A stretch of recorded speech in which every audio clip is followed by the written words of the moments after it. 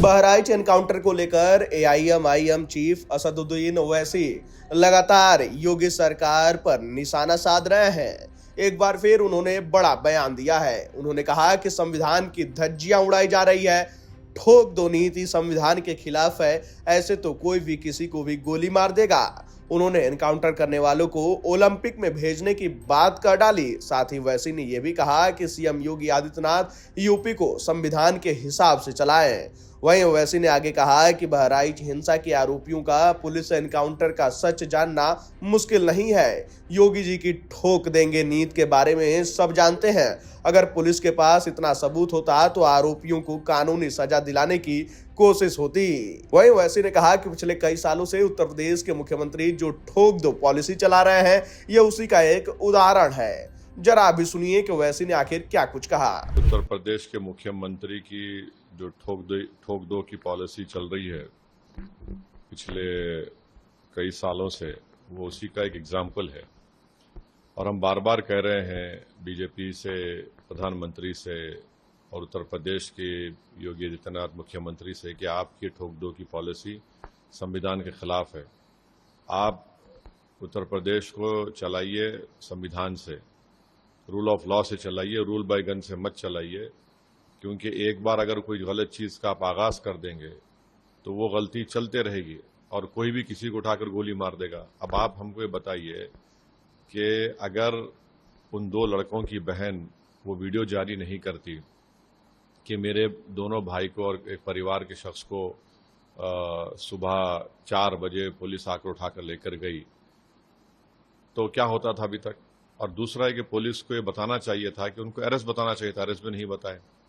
और फिर जहां पर हादसा हुआ और उससे 70 किलोमीटर दूर ले जाकर हथियार छुपाता है अपना, और फिर जहां पर ये एनकाउंटर होता है वो कितनी दूर है उस हथियार दस्तयाब करने की जगह से।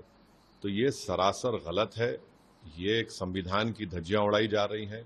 और आज तक क्या किसी ने देखा ऐसा वीडियो कि आप जिस पर गोलियां चला रहे हैं उनसे सवाल किया जा रहा है कि तुमने ऐसा क्यों किया, और वो जिसके पैर में गोली लगी वो कह रहा है कि हाँ सर हमसे गलती हो गई, हम दोबारा नहीं करेंगे। तो ऐसा दिख रहा था कि कोई नेटफ्लिक्स पर कोई पिक्चर चल रहा है। यानी जो भी स्क्रिप्ट राइटर है उसको तो अपनी नौकरी छोड़कर, तो सरकार को छोड़कर उसको जाना चाहिए नेटफ्लिक्स में, उसको बहुत पैसे मिल जाएंगे। और दूसरा ये कि हम तो स्पोर्ट्स मंत्री से अपील करेंगे कि जो निशाने पे मार रहे हैं, 200 एनकाउंटर ऐसे निशाने पे मारे हैं, इनको ओलंपिक भिजाइए, भारत को गोल्ड मेडल सिल्वर मेडल ला लेंगे। एक मजाक बना के रख दिए। अच्छा, बहराइच में जो बाद में जो हिंसा हुई, दुकानें जलाई गई, अस्पताल जलाया गया, शोरूम जलाया गया, आपने कितनों गिरफ्तार किया। ये आप रिवेंज की जो सियासत राजनीति कर रहे हैं, इससे किसी का फायदा होने वाला नहीं है। गोपाल मिश्रा की यकीनन हत्या हुई है, इससे कोई इनकार नहीं कर सकता, मगर आप ले जाकर गोली मार देंगे।